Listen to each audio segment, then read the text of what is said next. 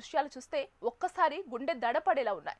కొన్ని చోట్ల బాటిళ్లు, క్యాన్లు పట్టుకొని పెద్ద ఎత్తున జనం బంకుల వద్దకు చేరుకుంటున్నారు. ఒక్కసారిగా అందరూ ఎగబడుతూ ఎవరికి ముందుగా పెట్రోల్ దొరుకుతుందో అన్న ఆతృతతో తోసుకుంటూ ముందుకు వెళ్తున్నారు. ఈ హడావిడి మధ్య ఎవరు సేఫ్టీ గురించి ఆలోచించడం లేదు. ఒక చిన్న స్పార్క్ వచ్చినా ఏమవుతుందో ఊహించండి. ఇదే పరిస్థితి సోషల్ మీడియాలో వైరల్ అవుతున్న వీడియోలో కూడా కనిపిస్తోంది.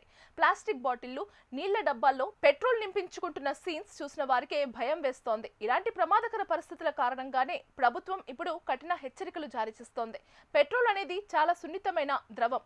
చిన్న పొరపాటు కూడా భారీ అగ్ని ప్రమాదానికి దారితీస్తుంది. అయినా కూడా కొంతమంది ఏమవుతుందిలే అన్న నిర్లక్ష్యంతో బాటిళ్లలో, ప్లాస్టిక్ క్యాన్లలో పెట్రోల్ తీసుకెళ్తున్నారు. ఇక బంకుల దగ్గర పరిస్థితి ఎలా ఉందంటే కొన్ని చోట్ల సిబ్బంది కూడా కంట్రోల్ చేయలేకపోతున్నారు.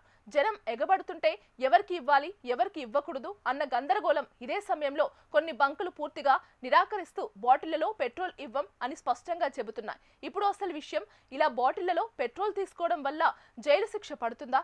సాధారణంగా వెంటనే జైలుకు పంపించరు, కానీ ఇది చట్టానికి వ్యతిరేకం.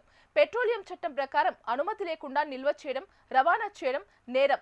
ప్రమాదం జరిగితే మాత్రం పరిస్థితి మారిపోతుంది. అప్పుడు కేసులు తీవ్రమవుతాయి, జైలు శిక్ష కూడా పడే అవకాశం ఉంటుంది. ఇక్కడ మనం ఒకసారి ఆలోచించాలి, పెట్రోల్ కోసం ఇలా ఎగబడటం అవసరమా? మన నిర్లక్ష్యం వల్ల మనకే కాదు, చుట్టుపక్కల ఉన్న వాళ్ళ ప్రాణాలు కూడా ప్రమాదంలో పడతాయి. ఒక చిన్న తప్పు ఒక కుటుంబాన్ని నాశనం చేసే ప్రమాదం ఉంది. అందుకే అధికారులు చెబుతున్న మాట ఒక్కటే, అత్యవసర పరిస్థితి తప్ప బాటిళ్లలో, ప్లాస్టిక్ క్యాన్లలో పెట్రోల్ తీసుకోవద్దు. సేఫ్టీ ప్రమాణాలు ఉన్న కంటైనర్లలో మాత్రమే తీసుకోవాలి. చివరిగా పెట్రోల్ బంక్ దగ్గర మీరు చూస్తున్న ఆ హడావిడి, ఆ ఎగబడుతున్న జనం, అది కేవలం ఒక సీన్ కాదు, అది ఒక పెద్ద ప్రమాదానికి సంకేతం. కాబట్టి జాగ్రత్తగా ఉండండి, నిబంధనలు పాటించండి, మీ ప్రాణాలను కాపాడుకోండి.